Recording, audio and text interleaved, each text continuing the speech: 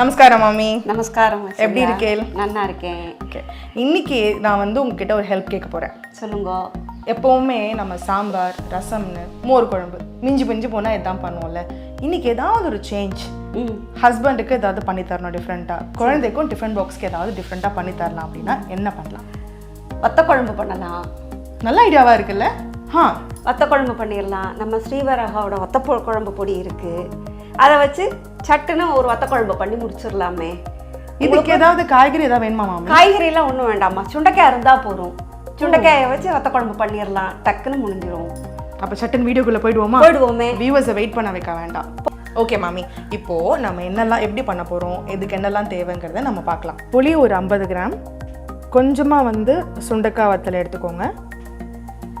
ஸ்ரீவராகா வத்த குழம்பு பொடி ஒரு 2 டேபிள் ஸ்பூன், ஒரு 3 டேபிள் ஸ்பூன் நல்லெண்ணெய், மஞ்சள் பொடி தேவையான அளவு, பெருங்காயம் தேவையான அளவு, கருவேப்பிலை கொஞ்சமாக எடுத்துக்கலாம், உப்பு தேவையான அளவு, காய்ந்த மிளகாய் ஒரு 2லேருந்து 3 நம்பர், வெல்லம் கொஞ்சமாக எடுத்துக்கிட்டா போதும்.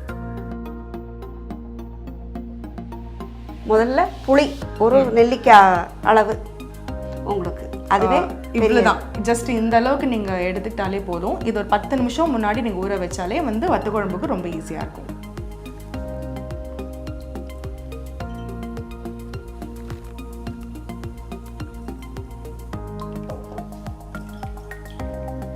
ரொம்ப திக்கான எக்ஸ்ட்ராக்டாக இல்லாமல் ஓரளவுக்கு தண்ணியாக இருந்தாலே வத்த குழம்பு நல்லாயிருக்கும்.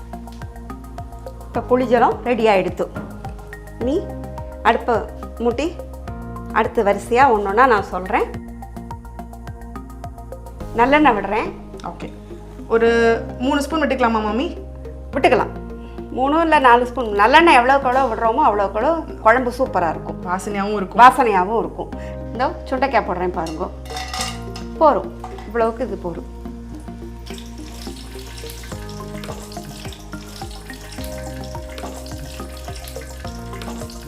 இதை கிள்ளி 2 போட்டுக்கணும்.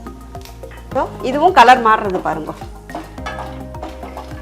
இந்த கலர் மாறிண்டு வருது இல்லையா, இது கொஞ்சம் இதாகும்போது கடுகு போட்டுடணும்.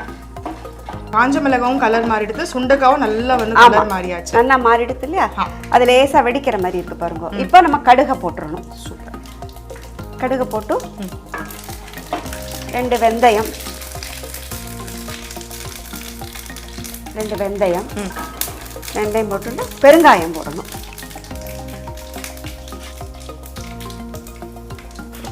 பெருங்காயம் ஒரு சிட்டிகை அவ்வளோதான் போடணும். இப்போ நம்ம சுண்டைக்காய் வத்தல், பெருங்காயம், வெந்தயம், கடுகு எல்லாமே போட்டு நம்ம ரெடி பண்ணிட்டோம். அடுத்து நம்ம பண்ண போகிறோம். அடுத்தது இந்த பொடி இருக்கு இல்லையா, ஸ்ரீவராகாவோட வத்த குழம்பு பொடியை ஒரு 2 ஸ்பூன் வேணும்னா, காரம் வேணும்னா கூட ஒரு 1/2 ஸ்பூன் போட்டுக்கலாம்.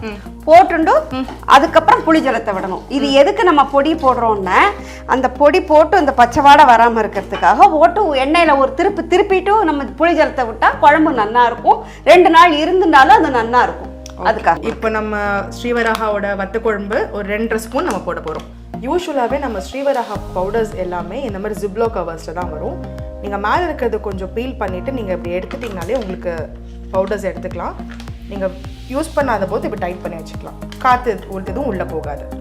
இதுலேருந்து ஒரு 2.5 ஸ்பூன் எடுத்து நம்ம அதில் ஆட் பண்ண போகிறோம்.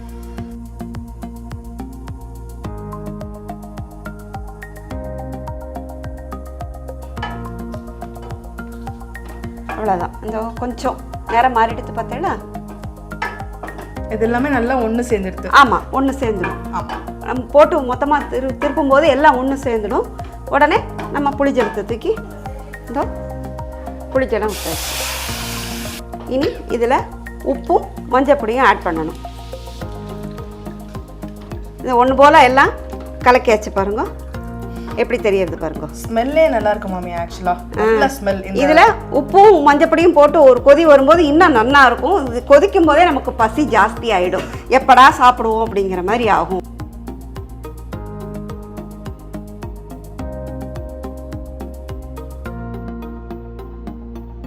உப்பு தேவையான அளவு நீங்கள் சேர்த்துக்கோங்க. இது இன்னும் கொஞ்சம் டேஸ்ட் ஜாஸ்தி படுத்துறதுக்கு கொஞ்சம் வெல்லம் ஆட் பண்ணுறோம். இது கொதிச்சிருத்து, கருவேப்பிலையும் போட்டாச்சு. ஒரு செகண்டு. இனிமேல் அடுப்பை ஆஃப் பண்ணிவிட்டு ஒரு நிமிஷம் மூடி வச்சுட்டோன்னா குழம்பு நல்ல வாசனையாக நல்லா இருக்கும். ஓகே மாமி, இதுக்கு என்ன நல்ல ஒரு காம்பினேஷன் சொல்லுங்க எனக்கு. செலவா வந்து சுட்ட அப்பளம் ரொம்ப பிடிக்கும்னு சொல்லுவா. இதுக்கு காம்பினேஷன் இருங்க. ஆமா, நம்ம ஸ்ரீவராகாவோட உளுந்தப்பளம் இருக்கே. ஆமா, இதை விட வேற என்ன வேணும்? உளுந்தப்பளம் இதை பொரிச்சும் செலவா எடுத்துப்பா. செலவாளுக்கு சுட்டப்பளம் ரொம்ப பிடிக்கும், சுட்டும் சாட்டுக்கலாம். இது கொச்சின்னு இருக்கு, நம்ம சைட்ல இதையும் நம்ம வந்து சுட்டு பக்கத்துல வச்சுக்கலாம். ஆமா, இது நம்ம சுட்டு பார்க்கலாம் எப்படி இருக்குன்னு.